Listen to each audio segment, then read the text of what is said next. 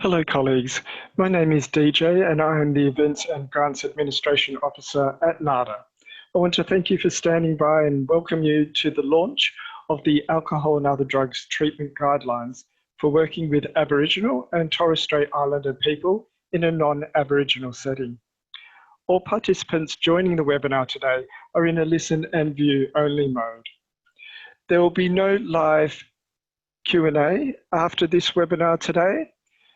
However, if you have any questions, please place them in the Q&A box at the bottom of your screen and our presenters today will get back to you with an answer.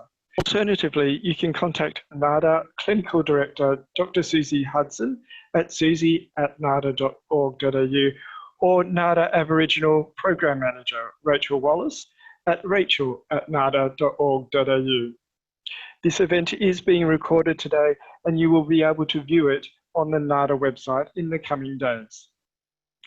I would like to take the opportunity to promote an upcoming webinar on recruitment and retention of Aboriginal staff by Felicity Ryan. In that webinar, Felicity will be exploring Aboriginal cultural issues, values and practices that impact on the attraction and retention of Aboriginal staff, the identification and implementation of best practice models in supporting Aboriginal staff to meet cultural requirements whilst maintaining employment. Now that webinar will take place on the 17th of June this year, and we look forward to having registrations up and running as soon as possible. Please contact Suzie at suzie@nada.org.au. So it's now my pleasure to hand you over to Raechel Wallace and Dr. Suzie Hudson. Thank you. Please go ahead. Hi there, I'm Suzie Hudson. I'm the Clinical Director at NADA, and I want to welcome you to this really exciting launch of a very important project. We're launching today the Alcohol and Other Drugs Treatment Guidelines for working with Aboriginal and Torres Strait Islander people in a non-Aboriginal setting. Before I introduce to you my friend and colleague Raechel Wallace, I first want to acknowledge the traditional owners of the land on which we meet today, where you are, is, was, always will be Aboriginal land, and to pay my respects to elders past, present and to future generations. It's a really special week this week. It's Reconciliation Action Week across the country. And I'd really like to make a special acknowledgement of that and the strength and resilience of Aboriginal and Torres Strait Islander people across Australia, and to really acknowledge some of the pain and the suffering that people have been through. I'd like to welcome my colleague, Raechel Wallace, to introduce herself and to tell you a little bit about the background to this amazing project. Raechel? Thank you, Suzie. I'd also like to acknowledge the traditional owners on the land where I am meeting today. I'm on the land of the Wadi people, and I'd like to pay my respects to the elders past and present of this land. My name is Raechel Wallace. I'm a Wadi and Wundian woman from the Yuin Nation on the south coast of New South Wales. And I also like to acknowledge it's National Reconciliation Week, which I think is a great week to be launching this resource. So I'd also like to acknowledge that Sorry Day. This is a very significant day in our calendar, which is also a very sad day. So I'd like to acknowledge the stolen generations, past and present, and yeah. It's a really interesting time to do this, Raech, because I think you and I both, when we started on some of the support around this project, really had to put front and centre the need for respect, particularly for Aboriginal community-controlled organisations. Can you talk a little bit about what was really important to do as informing this project? So this project took us from around 18 months to develop. This is like 2 years on since we've started this project. I think it was very important in the beginning that we took our time with, consulting with the right people. I think that's the main bit, like the consultations, and that took time in the beginning to make sure we were doing this project correctly. Also, I want to mention our Aboriginal community controlled health organisations. They're vital services in our communities. While this resource is for non-Aboriginal services to work with Aboriginal and Torres Strait Islander people, this is about choice for Aboriginal and Torres Strait Islander people if they choose to go to a non-Aboriginal service. So yeah, that they're culturally respected and feel safe. Absolutely. Yeah, we really thought as part of the project it was important to establish that our belief is that obviously funds that are designated for Aboriginal and Torres Strait Islander people, that they're prioritised for Aboriginal and community controlled organisations, and that this resource is really about promoting those links, isn't it, Rach? Those links with those services as well. Yes, it is. And yeah. And so what we would like to do today is to take you through the resource and to talk to you a little bit about how the project and the elements of the project were involved to support the development of organisations and their improvement in terms of being more culturally safe for Aboriginal and Torres Strait Islander people. And so now let's look through the guidelines and talk a little bit about how they came to be. Raechel? So as I mentioned briefly earlier, around when we first started developing this project and how it's been a long process, and how consultations is important and engagement when working with Aboriginal communities. So that's how we first started the project. So the groups that I consulted with was the Aboriginal Drug and Alcohol Residential Rehab Network, the Aboriginal Drug and Alcohol Network. We also, who I consulted with all throughout the project, to consult with them with what was coming out of the project. We developed an advisory group very early on in the project. The advisory group was made up of Aboriginal drug and alcohol workers from different areas. We had a lot of experience and knowledge on our advisory group, which I'm very proud to say. There was also an executive group made up in the project, and that's made up of NADA, and the 6 PHNs who were the funders of this project also sat on the executive group. So I think it's a really unique project how we had, you know, a collaborative. And just to have that input from people both who had experience in the drug and alcohol field, to really talk it through around what was important, what was key. What were some of the consumer consultations like, Rach, with people out in the communities? So yes, after we first set up the project, first part of the project was doing consultations. So I consulted with Aboriginal service users. I consulted with Aboriginal drug and alcohol workers. I also consulted with Aboriginal community members about, you know, what a mainstream service should look like and be like and offer to Aboriginal people if they choose to access their service. So yeah, that's really important. And so those consultations are talked about here. And then obviously there was lots of work gone into looking at guidelines that were already out there. Right. Yes, so another part of the project was a literature review in the beginning. So as you can see, there was a lot of already established guidelines that are out there with working with Aboriginal and Torres Strait Islander people. So we didn't want to reinvent the wheel either. So throughout the guidelines, there's some or other guidelines kind of referenced through so people can access them guidelines. So after we did the consultations, we did the literature review, we developed the guidelines. And like I've been working in an Aboriginal drug and alcohol sector for like 15 years. So I guess my experience and knowledge, you know, what I got out of the information from the consultations and the literature review kind of helped with the development of the guidelines. So alongside the guidelines, there's a workshop as well. So and Rach, the project team that was working alongside you, can you talk a little bit about who was there, you know, with that sort of development work?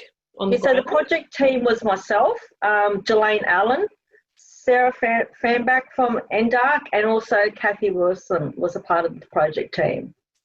Fantastic. And I suppose a good process to have people who you're able to go to the advisory group for very specific pieces of work, speaking to clients, and then obviously having that real tight project team to sort of modify things as you went along. Yeah. That's great. And so the audit side of things, it's mentioned here, that was really about what? What was sort of the process there?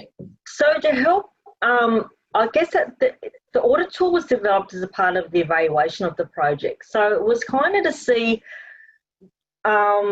if a set of guidelines, because we know there's a lot of guidelines out there, and a lot of guidelines that sit on, they're really good guidelines, and you might read them and you might want to implement them, but, where do you get the time, or how do you do it?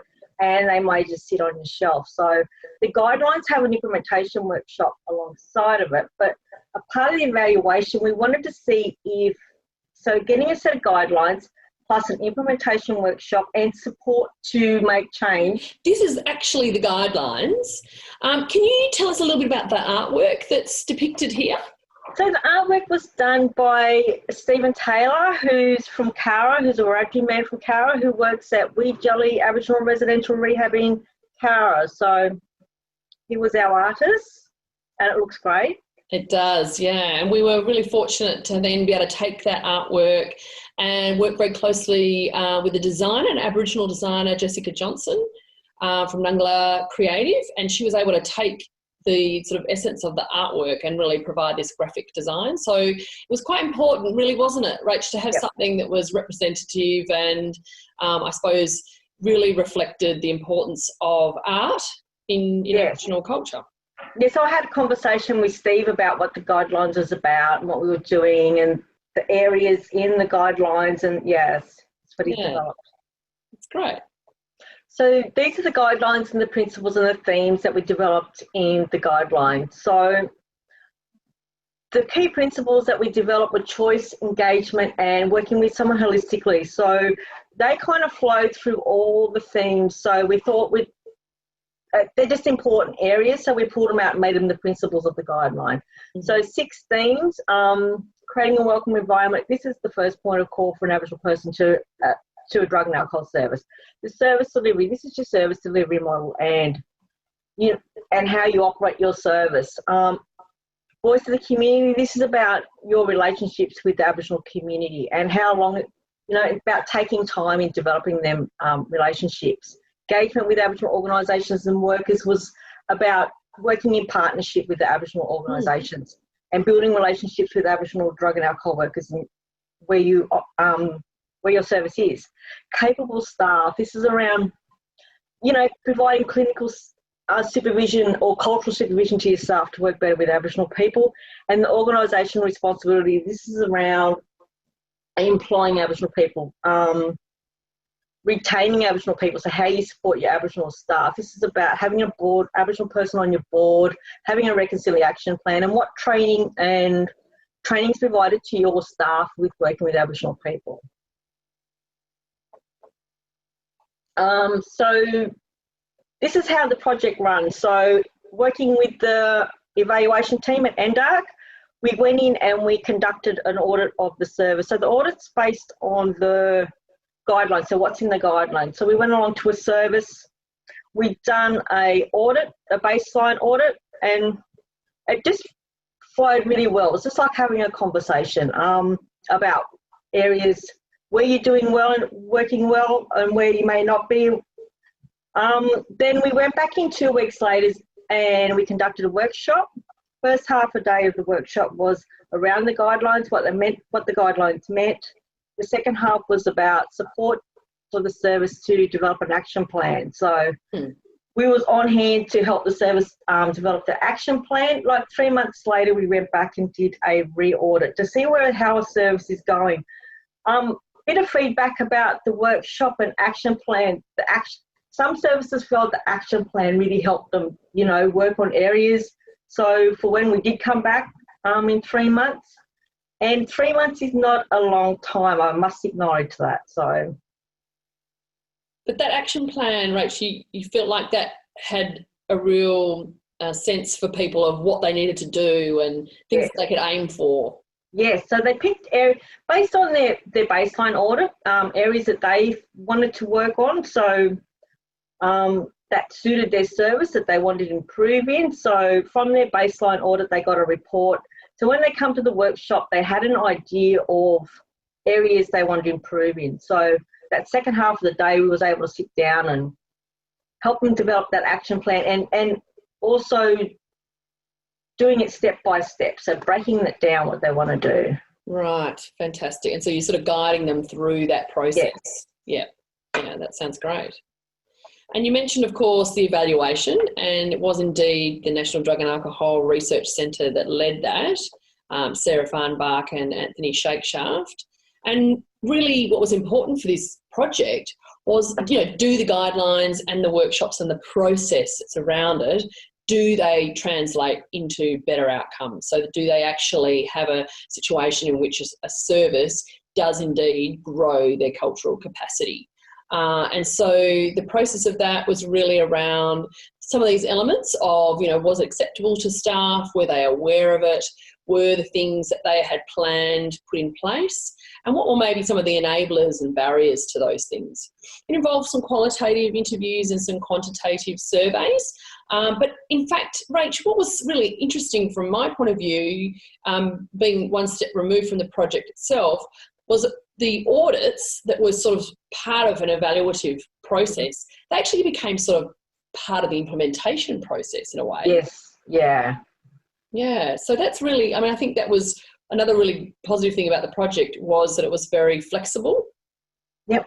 And I suppose just thinking through what are the things that actually embed these practices, rather than, as you say, just being a guideline that sits on a shelf. It's really that process stuff of getting together, talking through, those sorts of things. Fantastic. And in terms of future, like when you think about how these guidelines could be used going ahead, do you think it's really important to have Aboriginal people involved in a process of this like this? So for this project to go, to continue this project and the audit, I really think it's important that it's an Aboriginal person conducting the audit, and especially being external from the service. Because the Aboriginal person will understand, the audit tool and the information in the tool. So I think it's very important. Yeah, that's great. And so, Raechel, when you're thinking about the project as a whole, and I suppose there were people that raised, from Aboriginal community control organisations that had some reservations initially. What do you feel like was behind those? What was the concerns, do you think? So, I think the concerns were how the competitive funding situation that's set up for drug and alcohol services. Also, we did not want this process to be a ticker box for a service, saying we've done this project, we work better here, and being competitive with our Aboriginal services. So, so there was really a real need to ensure that it wasn't tokenistic, that it really took time, and that you were, I suppose, seeing the change happen for organisations, and that right at the beginning it was about that linking in with other services and Aboriginal people in the community. Yeah. Fantastic. And then through the project itself, what were some of the things that you noticed from organisations? Did you see change happen? Yeah, so when I went back and did the re-audit at 3 months' time, some services developed up in that short amount of time, was already developing relationships in the community, doing work, running groups in partnership that they wasn't doing when I went at baseline. Also, one service just had a new program and they were employing Aboriginal staff. So the feedback from that was the project really helped them to employ that Aboriginal person, and, taking the time, consulting with the right people. That they felt that they, from this process, helped them find the right person. So that's so good. And so really people were ensuring that they were actually inviting, Aboriginal people in to their services to provide that support and do that partnership. And do you think that really, I suppose it's about sharing your own knowledge too with community members. Yes. Yeah. And so you can find this amazing resource on the NADA website. It's also on our partner PHN websites very soon. And we'd really encourage you to take a look, to think about perhaps, you know, engaging not only with your local communities, but also, you know, perhaps thinking about the importance, as Raechel has said, of maybe having an Aboriginal person external to your organisation supporting you around the audit process. You'll find it on our website, but also Raechel's contact details. She'd be very happy for you to contact her. You can also contact myself if that's helpful. But I just want to take this opportunity to really thank you, Raechel. What an amazing project you've led. It's been a huge journey, and I just think we've really seen the proof in the pudding, and the evaluation report will really show and demonstrate how much those organisations, those NADA members, really engage in the process too. So thank you, Raechel. No, thank you, Suzie. I also like to thank the project team. I want to thank the advisory group that was involved in the project from the start to the end. Also the Aboriginal peak bodies that I spoke to, like the Aboriginal Drug and Alcohol Network, also our Aboriginal residential rehab network, and also all the people that I consulted with and all the services that I work with. So I'd like to say thank you to them as well. I want to say thank you for everyone for joining us today. Thanks, everyone.